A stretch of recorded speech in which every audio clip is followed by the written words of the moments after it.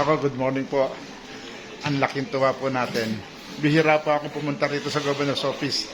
Talagang bine-buenos na tsambahan ko ang magiting na gobernador ng lalawigan ng Tarlac.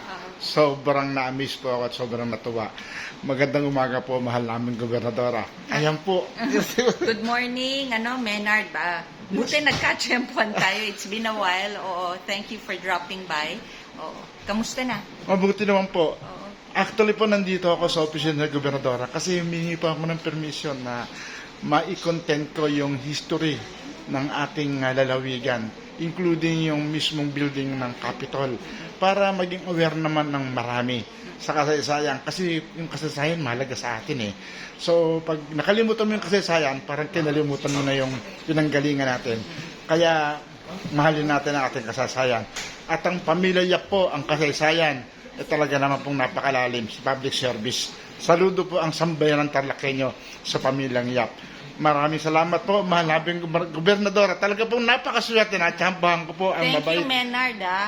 Very timely itong gusto mong gawin kasi sabi ko nga 150 years ang probinsya nag-celebrate. Talagang makasaysayan ang ating lalawigan. And I'm very proud. You know, we're doing a lot of work to revive the World War II tourism circuit. Meron tayong mga explorations, archaeological explorations na gagawin sa Bamban to track the tunnels and nire-revive at magkakaroon kami ng tree planting regarding dun sa Bamban na Kapas Death March pala, and I think this will become on April. You join us doon na pag nagtanim kami ng kulibangbang. This tree ang nagbuhay sa marami nating mga sundalo nung panahon na nagmarcha sila mula Bataan papunta dito sa atin sa Kapas. At marami pang iba. Itatayo rin ang Nayong Pilipino dito sa ating probinsya. So marami tayong mga activities. So thank you na maiba-vlog mo at masishare mo sa ating mga kababayan. Yes, alam niyo po, Governor Gob, nang dumalo po ako sa doon sa Kapas National Shrine, ang lalim ng ating kasaysayan sobra. Kahindik-hindik yung mga nakaganapan o mga naganap sa nakaraan. Kaya, guys, invite ko kayo, visit Kapas National Shrine. Oo, pati yung Bamban World War II Museum, maganda. Yes, so, pupuntahan natin din po natin yon. Nakita ko po yung mga pangalan nyo rin Gobe, doon sa loob ng Kapas National Shrine. Kitang-kita ng ating mahal ng gobernadora. Napaka-sensitive sa mga pangangailangan, sa bawat aspeto ng ating lalawigan.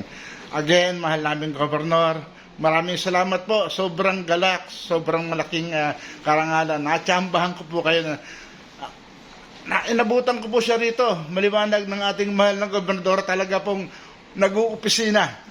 Talaga. Kasi kanina nagbigay po tayo sa mga centenarians no, na nung kanilang benefit. Nagbibigay po tayo ng 100,000 pag umabot ng 100 ang ating isang Tarlaceño. And more than 250 na po ang naka-receive nitong programa namin ni Vice Gov Casada. Yes, so maraming salamat pong muli. At ako po, invite natin hindi lang bawat Tarlaceño, pero mas importante, bawat Tarlaceño po, tangkilikin po natin ang kasaysayan ng ating lalawigan at ating bansang Pilipinas. Mahalin po natin ang ating pinanggalingan. Go again. Thank you very much po. Bye-bye. Salamat po.